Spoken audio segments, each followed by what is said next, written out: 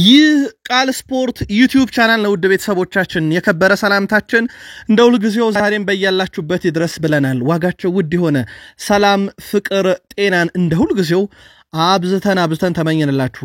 ከናንተው ሆኖ ቃል ስፖርት ዩቲዩብ ቻናል ለዚህ ሰዓት ደግሞ መርጠን ያሰናዳላችሁን አጠራጠር ያሉ ስፖርታዊ ጥንቅሮች በቀደም ተከተል እያጋራንሹ ቆይታ የምናደርግ ይሆናል። ላይክ፣ ሰብስክራይብ፣ ሼር እያደረጋችሁ ከኛ ጋር ስትቆዩ በሐሳብ መስጫ ሳጥናችን ላይ ለምታካፍሉን ሐሳብ አስተያየት እጅግ አድርገን እናመሰግናለን። በዚህኛውም ጥንቅራችን በፕሮግራማችን ይዘት አሊያም በየክለቦቻችሁ መረጃ ስናነሳ መልከታችሁ ልታጋሩን ትችላላችሁ።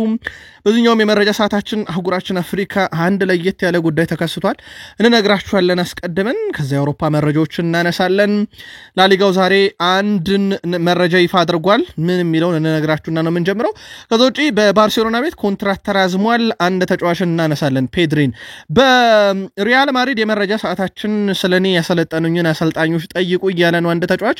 ስፔን ላሊጋን አስመልክቶ አንድ ተጨማሪ ጥንቅር ይዘናል። ከዛ ውጪ የፈረንሳዩ ቱጃር ክለብ ፓሪስ ሰን ዠርሜንን ስናነሳ ለየት ያለም ጥንቅር በመረጃችን አካተናል። በፕሪሚየር ሊግ የመረጃ ሰዓታችን ትልልቅ ክለቦችን የተመለከተ ወቅታዊ ጥንቅሮችን እናነሳለን። ከዛ ይልቅ ግን ውድ ቤተሰቦቻችን በዕለታዊ ጥንቅራችን ወቅታዊ ሀያል ክለቦችን ማንሳት ግድ ይለናል። ስለዚህ ክሪስታል ፓላስን በተለየ መንገድ እናነሳዋለን። በማንቸስተር ሲቲ የመረጃ ሰዓታችን ምናልባት ሲቲዎች ይቆጩበት የሆነ አንድ ተጫዋች በተለየ መንገድ እናነሳዋለን። ከዛ ውጪ ከሲቲ ራስ ላይ አልወርድ ያለ አንድ ተጫዋች አለ። እንዴት የሚለውን ጠብቁን ሲቲውያን። በቼልሲ በኩል ማሬስካ አሁን ከጥቂት ደቂቆች በፊት ጋዜጣዊ መግለጫ ሰጥተዋል። ሙሉን እናደርሳቸዋለን። ያነሷቸውን ሐሳቦች፣ የተነሳባቸውን ቅሬታ።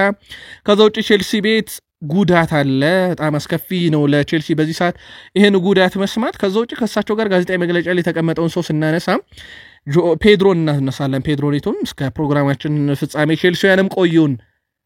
ሊቨርፑል ቤት ሰበር ዜና ነው። በፍጹም ያልተጠበቀ ውሳኔ ስሎት ወስነዋል። እንዴት ያለው ውሳኔ ወሰኑ የሚለውን እንነግራችኋለን። የቡድን ዜና ተይዟል። ጨዋታው ከጋላታ ሰራይ ጋር ነው። ስለዚህ ከጋላታ ሰራይስ ምን እየተባለ ነው? ለሊቨርፑል ደጋፊዎች በመረጃ ሰዓታችን በስፋት የምንመለከት ይሆናል።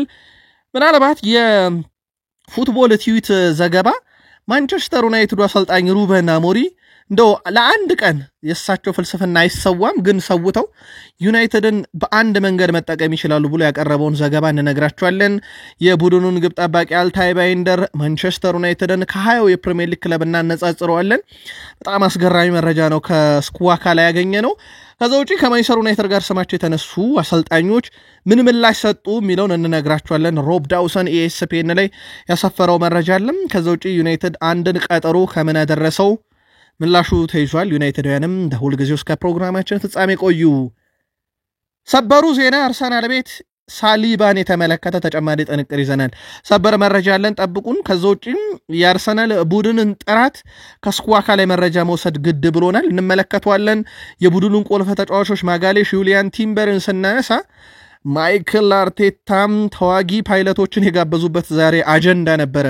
ከዛ ይልቅ ሁለት አልቢትሮችን ከአርሰናል ጋር አያይዘን ስናነሳ የኒካስል ጨዋታ ላይ የተፈጠረውን ክስተት ምናልባት ሊያብራራ የሚችል አንድ ከዳኝነት ጋር የተያዘ መረጃ እንነግራችኋለን።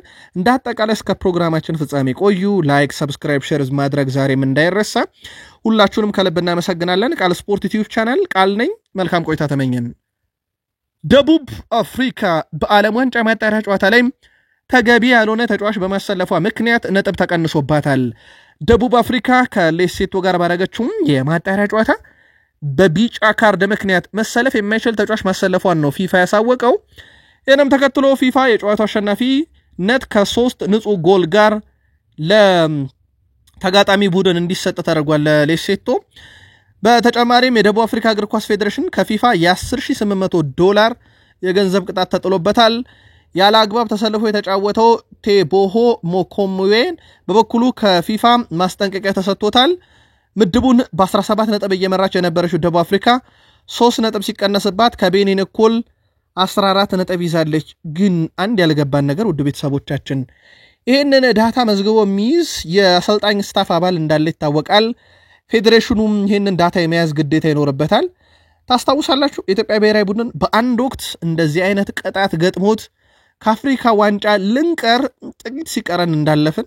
ለማንኛውም ደቡብ አፍሪካም በአንድ ወቅት የኢትዮጵያ ብሔራዊ ቡድን ገጥሞት የነበረውን ያለ አግባብ ተጫዋች ማሰለፍን በተመለከተ 3 ነጥብ ተቀጣለች። አውሮፓ ደርሰናል። ስፔን ላሊጋ የ2025-26 የውድድር ዘመን የወራ መስከረም የወሩ ምርጥ አሰልጣኝን ይፋ አድርገዋል። በዚህ መሰረት የኤልቼ ዋና አሰልጣኝ ኤደር ሳራቢያ የላሊጋ የወራ መስከረም የወሩ ምርጥ አሰልጣኝ በመሆን በአብላጫ ድምፅ መመረጥ ችሏል። በአሰልጣኝ ኤደር ሳራቢያ የሚመራው ኤልቼ በሊጉ 13 ነጥቦችን በመሰብሰብ አራተኛ ደረጃ ላይ ይገኛል። በዚህ ዓመት ወደ ላሊጋ ያደገው ኤልቼ በውድድር ዘመኑ 7 ጨዋታዎችን ቢያደርግም 7ቱንም አልተሸነፈም። 3ቱን ድል አድርጎ 4ቱን ወጥቷል። በላሊጋ ብቸኛ ያልተሸነፉ 2 ክለቦች ውስጥ ባርሴሎናና ኤልቼ መሆናቸውን ቀደም ባለው መረጃችን ነግረናችሁ ነበር። ለማንኛውም ተጫዋቹ አሰልጣኙ በወሩ የላሊጋ ምርጥ አሰልጣኝ በመባል በዛሬው ዕለት መመረጥ ችሏል። ወጣቱ አማካይ ማርክ በርናል በባርሴሎና ቤት የሚያቆየውን ኮንትራት በዛሬው ዕለት ተፈራርሟል። እስከ 2029 የሚያቆየውን የ4 ዓመት ውል ነው በባርሴሎና ቤት በዛሬው ዕለት መፈረሙ ይፋ የተደረገው።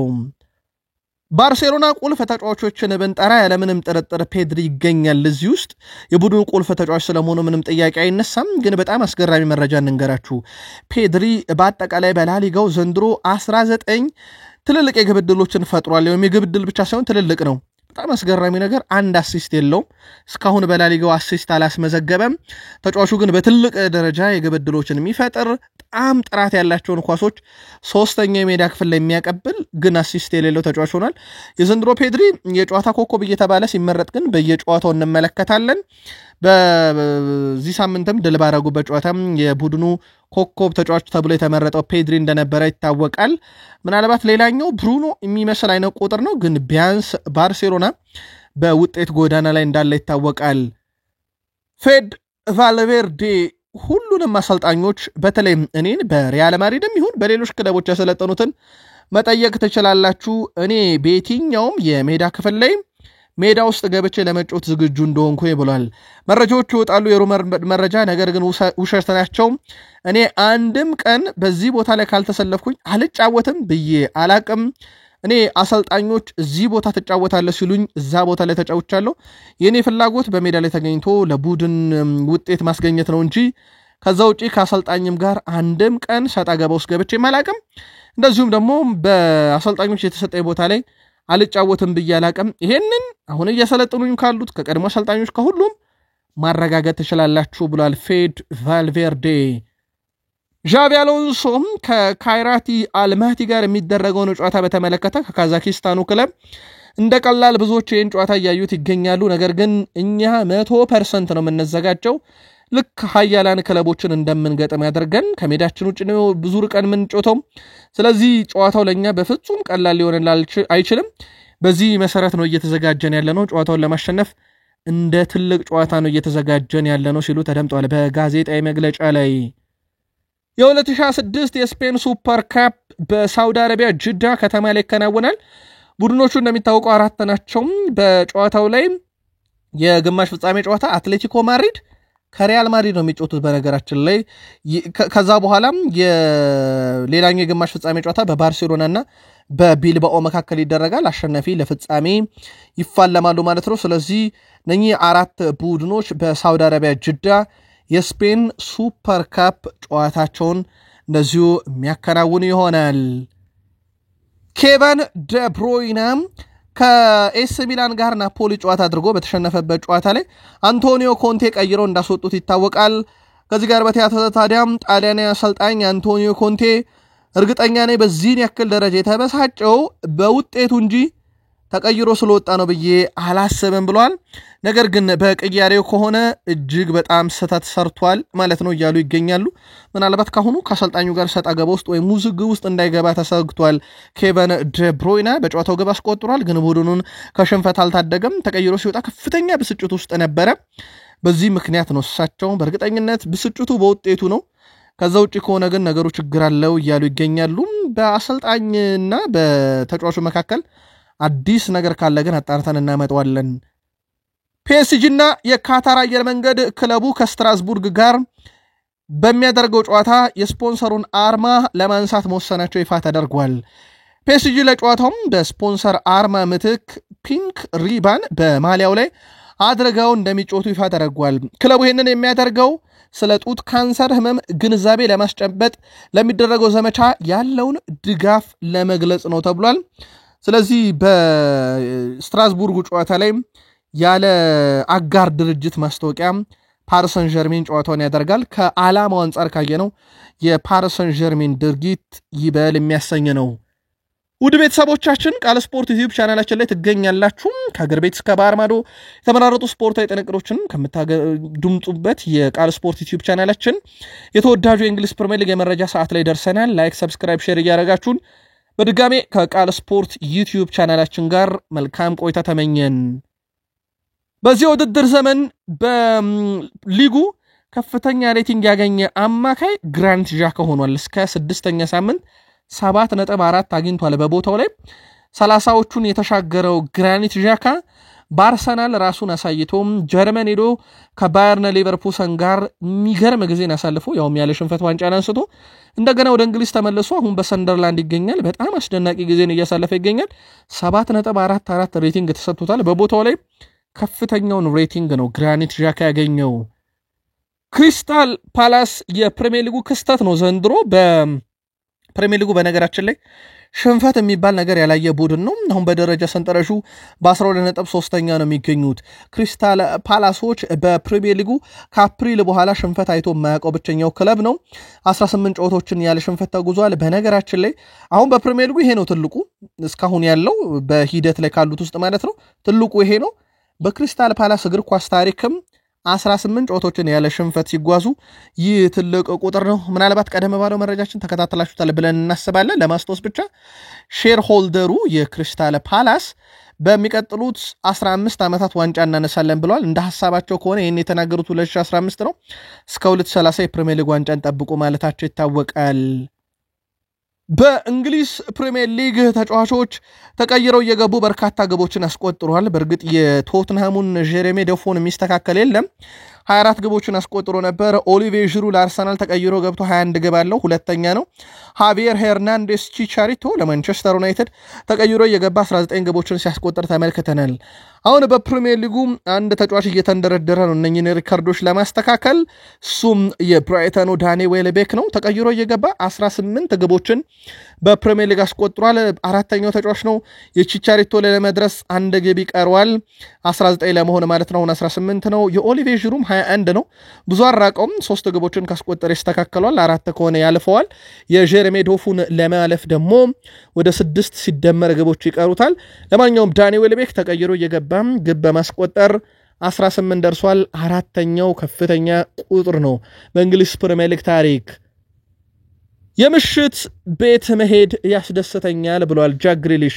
ሰሞኑን በሚሰጣቸው ጋዜጣዊ መግለጫ ከሲቲ ራስ ላይ ሊወርድ አልቻለም።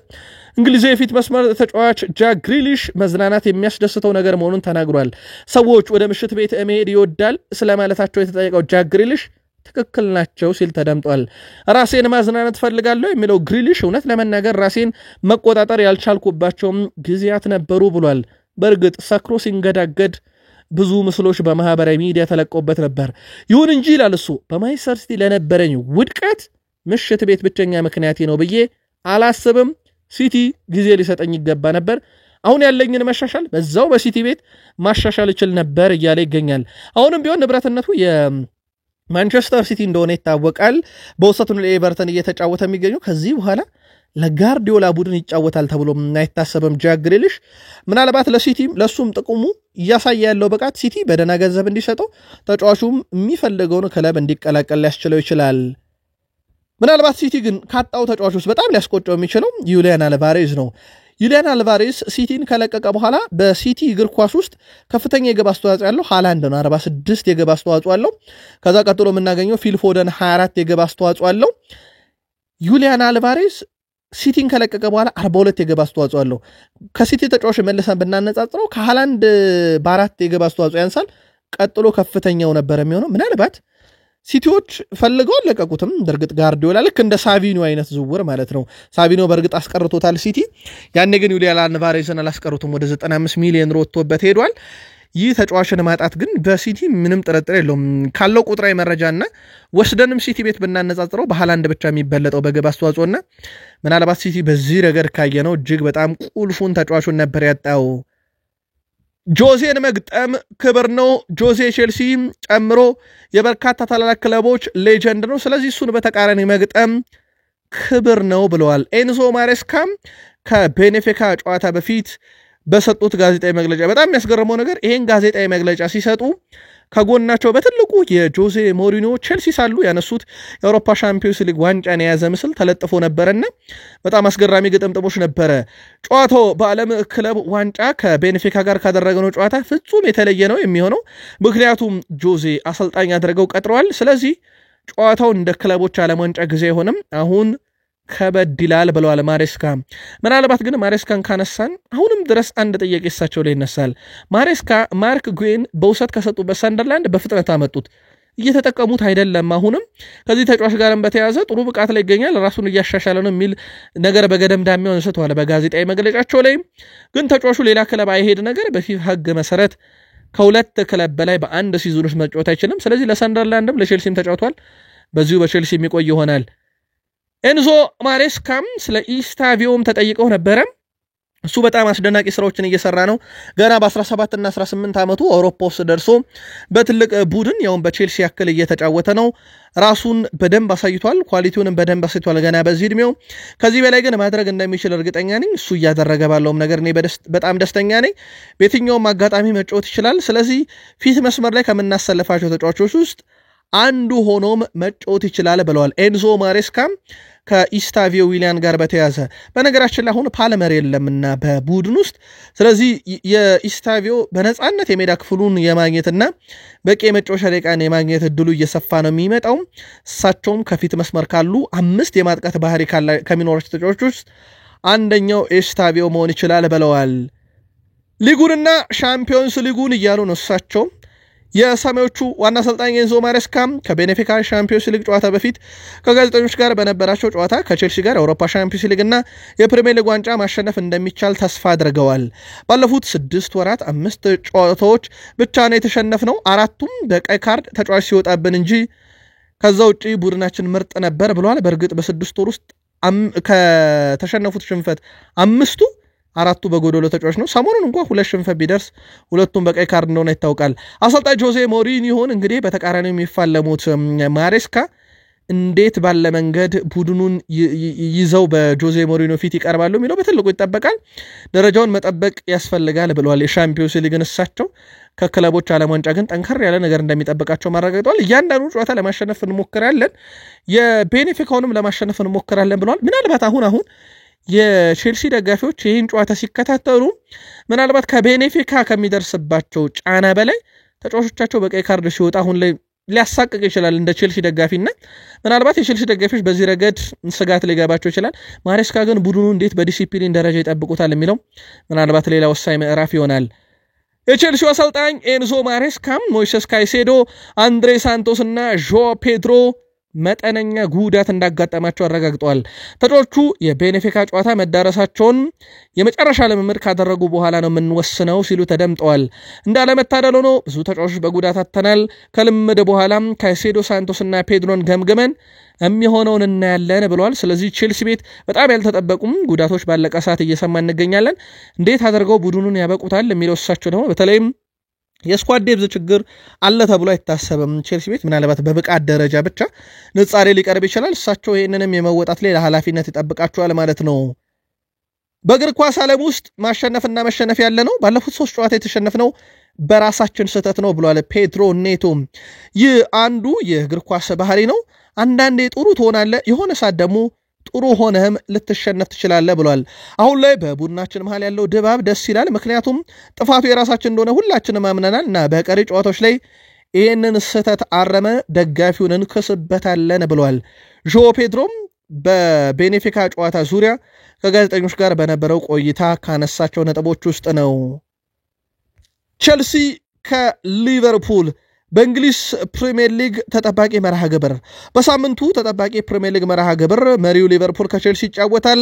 የሁለቱ ክለቦች ተጠባቂ የሊግ ጨዋታ አንቶኒ ቴይለር በመሃል ሜዳ ዳኝነት እንዲመሩት መመረጣቸው ተገልጿል። ጨዋታውን ክሬግ ፓውሰን በቫር ዳኝነት ይመሩታል። ጨዋታው ቅዳሜ ምሽት 1:30 በስታምፎርድ ብሪጅ ስቴዲየም ነው የሚደረገው። ምንም ጥርጥር የለውም የሳምንቱ ትልቁ ጨዋታ ነው። አንቶኒ ቴይለር ደግሞ ጨዋታውን በመሃል ሜዳ ዳኝነት ይመሩታል። ዳኝነትና ፕሪሚየር ሊግ ዳኝነት በፕሪሚየር ሊግ በቫርም ጭምር ከሰሞኑ ዝግብ አጀንዳ እንደሆነ ይታወቃል። ጣሊያናዊ ተጫዋች ፍሬድሪኮ ኬዛ ሊቨርፑል ከጋላታሳራይ ከሚያደርገው የሻምፒዮንስ ሊግ ጨዋታ ውጪ መሆኑ የዛሬ ሰበር መረጃ ነው። ተጫዋቹ ከጨዋታ ውጪ ቢሆንም ነገር ግን ምንም አይነት ጉዳት፣ ህመም፣ የቤተሰብ ችግር የሚባል ነገር አልገጠመውም እና ለጨዋታም ዝግጁ መሆኑ 100% ተረጋግጧል።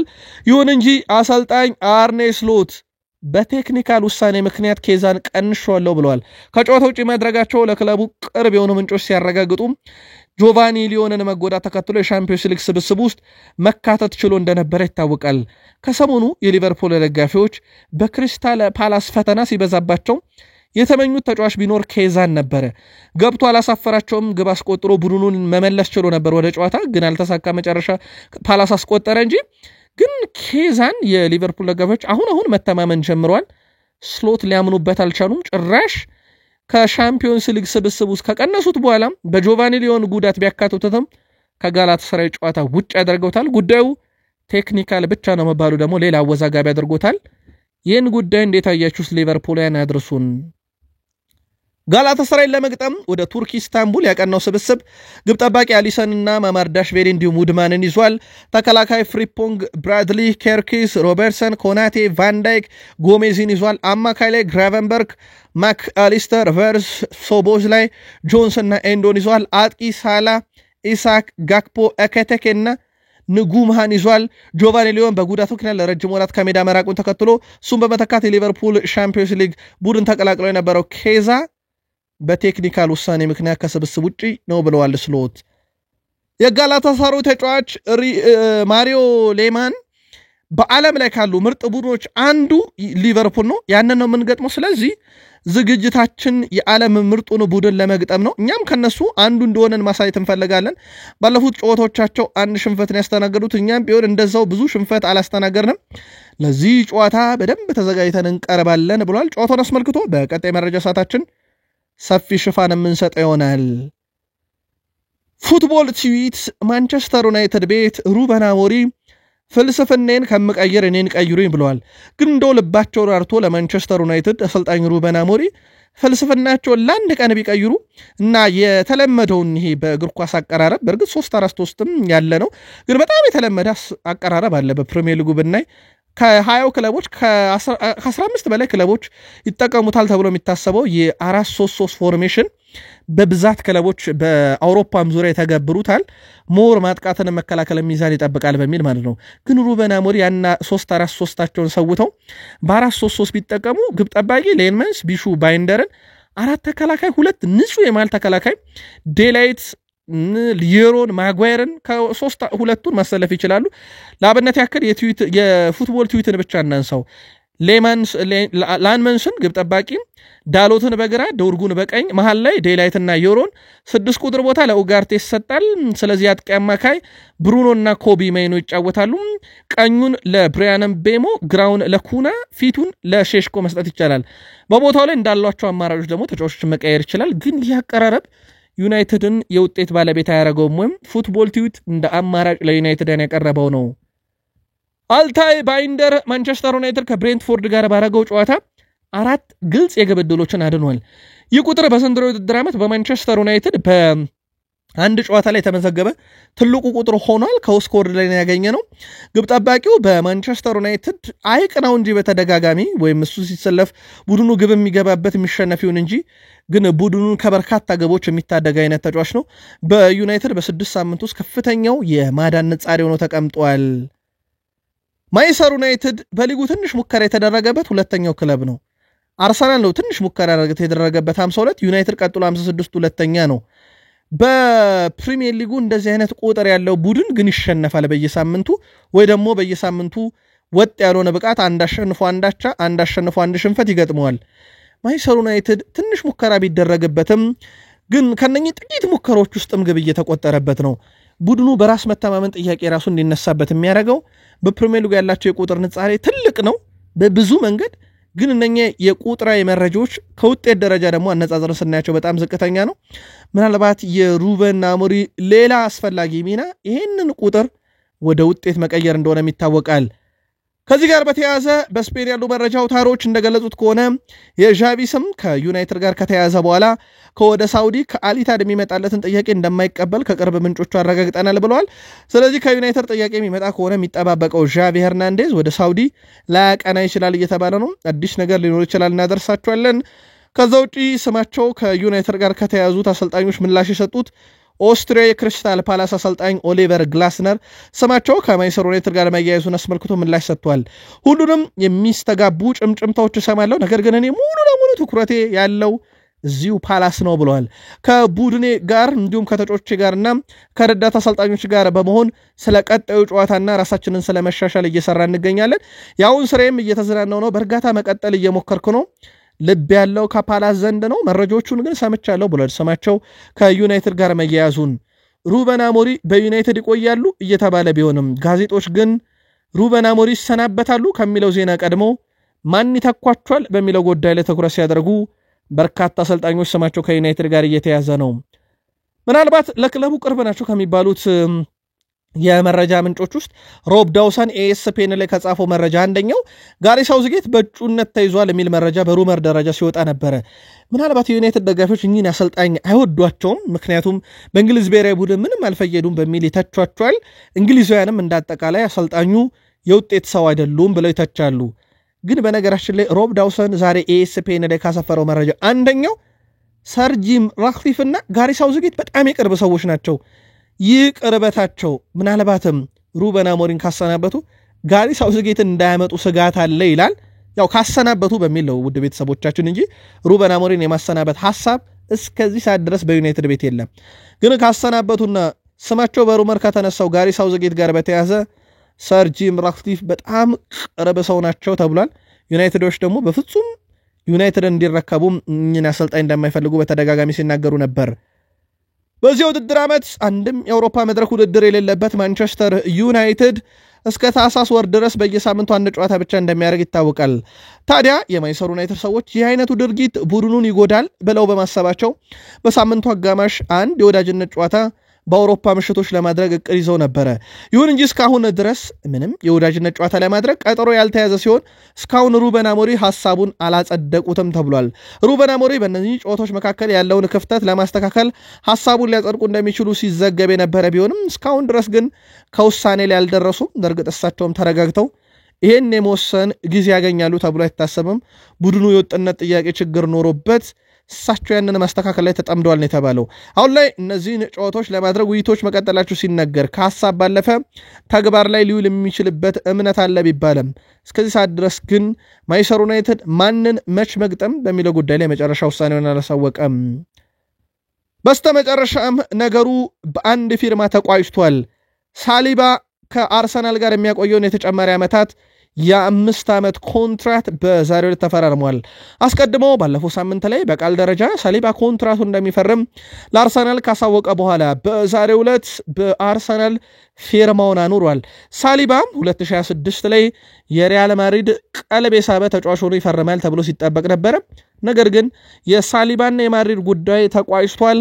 ሳሊባ በአርሰናል በዛሬው ዕለት የ5 ዓመቱን ኮንትራት ፈርሟል። ለአርሰናል ሊቨርፑል በተሸነፈ ማግስት ራሳቸው አርሰናሎች ድል ባደረጉበት ማግስት ያውን ባለቀ ደቂቃ አስቆጥረው የሳሊባን የ5 ዓመት ኮንትራት ሰምቷል። ለአርሰናል ሳምንቱ መልካም ነበር ማለት ይቻላል። አርሰናል በፕሪሚየር ሊግ 6 ጨዋታን አድርጓል። በነገራችን ላይ 3 ግብ ብቻ ነው የተቆጠረበት። በሊቨርፑል 1፣ በሲቲ 1፣ በኒካስል 1። ከዛ ውጭ የገጠሙት 3 ቡድኖች የአርሰናልን መረብ አያውቁትም። ከዛ በተረፈ አርሰናል በዘንድሮ ውድድር ዓመት ጥቂት ግቦችን ካስተናገዱ የፕሪሚየር ሊግ ክለቦች ውስጥ ይጠቀሳል። ጋብርኤል ማጋሌሽ በ2020 ለአርሰናል የመጀመሪያ ጨዋታን ካደረገበት ጊዜ አንስቶ በፕሪሚየር ሊጉ ከየትኛውም ተከላካይ በላይ ብዙ ግቦችን አስቆጥሯል 18 በነገራችን ላይ በፕሪሚየር ሊጉ የሱን የግብ ንጻሪዎች ራሱ ወስደን ብናነጻጽራቸው በጣም አስገራሚ ቁጥር አለ ይሄንን ቀደም ባለው መረጃችን ላይ በስፋት ከኦፕታ ከስዋካና ከሁስኮር ላይ ቁጥሩን ወስደን ለአርሰናል ደጋፊዎች በስፋት አድርሰናቸዋል ቀደም ባለው የመረጃ ሰዓታችን ላይ ግን እንዳጠቃላይ ደግሞ ከ20 ጀምሮ በተከላካይ ደረጃ እሱን ያክል ግብ ያስቆጠረ የለም ሌላኛው ተከላካይ ቲምበርን በተመለከተ የቀድሞ ሲቲ ተጫዋች ሚካ ሪቻርድስ ቲምበር ያልተወራለት ግን ጎበዝ ተጫዋች ነው በማጥቃቱም ሆነ በመከላከሉ የተዋጣለት ተጫዋች ነው ጉልበቱ በየትኛውም ደቂቃ አይደክምም ሁሌ እንደ አዲስ ሲሮጥ መለከቷለሁ ለአርሰናል በጣም አስገራሚ ብቃትን እያሳዩ ከሚገኙ ተጫዋቾች አንዱ ብለውታል የአርሰናል አሰልጣኝ ማይክል አርቴታም የሮያል ኤር ፎርስ ተዋጊ ፓይለቶችን ወደ ቡድኑ ክለብ ለመጋበዝ ማቀዳቸውን ቴሌግራፍ አረጋግጧል ማይክል አርቴታ ተዋጊ ፓይለቶች ለመጋበዝ ያሰቡት ከተጫዋቾቻቸው ጋር ንግግር የሚያደርጉበትን መንገድ ለማሻሻል ነው ተብሏል አሰልጣኙ ከተጫዋቾቹ ጋር ሲነጋገሩ የቃላት አጠቃቀማቸው ቀልጣፋ ለማድረግና በጥሩ መንገድ ለመነጋገር ሲያስቡ እንደነበር ተዘግቧል አሰልጣኝ ማይክል አርቴታ ከዚህ በፊት ተጫዋቾቹን ለማነሳሳት እና ንቁ ለማድረግ የተለያዩ መንገዶችን ሲጠቀሙ እናስታውሳለን ከዚህ በፊት አሰልጣኙ ልምድ ያለው ሌባ ቀጥረው በቡድኑ ራት ላይ የተጫዋቾቹን ዕቃ ማሰረቁ ይታወቃል ከዚህ በፊት ይሄም የተጫዋቾቹን ንቃት ለማረጋገጥ ነበር አሁን ደግሞ በአየር በሰማይ የቀዘፉ ጠላት የሚዋጉ ጀት አብራሪዎችን ወይም ፓይለቶችን ወደ ቡድኑ ጋብዘው ንግግር አለማመዳለው ብለዋል ማይክል አርቴታም ይሄን ነገር ካደረጉት ተከታትለን እንነግራችኋለን ፈረንሳይ ዳኛ የፊታችን ረቡዕ የአርሰናልን ጨዋታ እንደሚመሩት ይፋ ተደርጓል ፈረንሳይ ዳኛ ሻምፒዮንስ ሊግ አርሰናልን ጨዋታ ይመራሉ